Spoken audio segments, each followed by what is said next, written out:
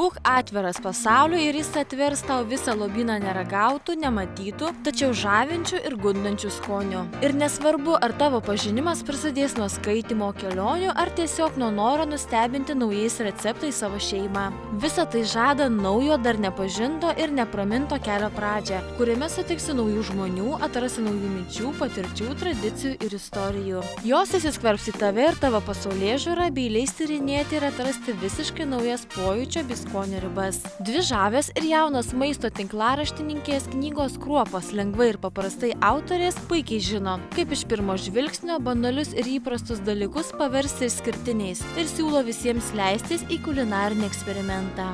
Gyvenime teko nemažai keliauti ir atrasti kitų kultūrų virtuvės ir pamatyti, kad kruopos yra tikrai universalus dalykas ir gali būti naudojamos absoliučiai viskam gaminti, ne vien košėm ir ne vien sriubom pagardinti.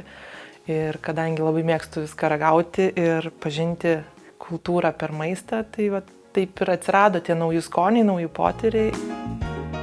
Aš nuo mažens valgau labai daug kruopų, mano namuose buvo naudojama daug kruopų, aišku, labiau tradiciniu būdu - košės, troškiniai, sriubos, bet būdavo ir tokių įdomesnių patiekalų, kuriuos mano mama darė. Tai labiausiai atėjo iš vaikystės, paskui, kai jau pati savo vaikų susilaukiau, norėjau, kad jie valgytų kuo daugiau kruopų, tai pradėjau ieškoti, kaip jas įvairiau paruošti.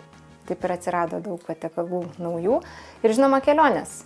Kelionės, nauji žmonės, nauji draugai, nauji receptai.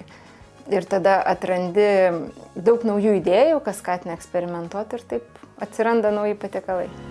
Knygos autorės laužo nusistovėjusius stereotipus ir tiki, kad gaminti galima paprastai, lengvai ir greitai, o iš kruopų galima pagaminti itin skanių, nebrangių, tačiau išskirtinių patiekalų, kurie gali būti patikti netgi prabangiausių vakarienių metu. Man lygiai taip pat labai yra smagu, kad tą stereotipą galima laužyti. Tai yra vienas iš mano kaip ir džiaugsmų virtuvėje, būtent kurti ir žiūrėti, ką galima su tuo produktu padaryti daugiau negu yra įprasta. Ir kruopos tinka tiek desertam, tiek užkandžiam gaminti ir labai smagu yra atrasti tos naujus panaudojimo būdus.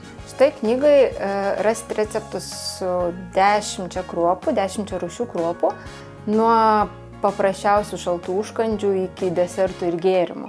Įvairių lygių, įvairių sudėtingumų. Dar kas yra labai svarbu, kad tos kruopas, reikia žiūrėti kūrybiškai šitą knygą. Galima keisti vienas kruopas kitomis ir gausit naują patiekalą labai netikėtą. Tarkim, jeigu rizotą išvirsit su grikiais, darydami viską taip pat, tik vietoj ryžių paėmė grikius, bus naujas netikėtas rezultatas. Lygiai taip pat visokius priedus kaip daržovės ir mėsas galima keisti arba išimti arba pridėti ir neišsemiamos galimybės ir turėsit ne 100, o 500 receptų. Įvairios sriubos, garnyrai, pudingai, pyragai ir netgi gėrimai gali būti pagaminti iš kruopų. Nežinote kaip, bet labai norisi išbandyti? Sveikiname! Tai pirmas žingsnis naujų skonių atradimo link. Taigi, atsiverskime knygą Kruopos lengvai ir paprastai ir leiskimės nunešami naujų skonių bei potyrių.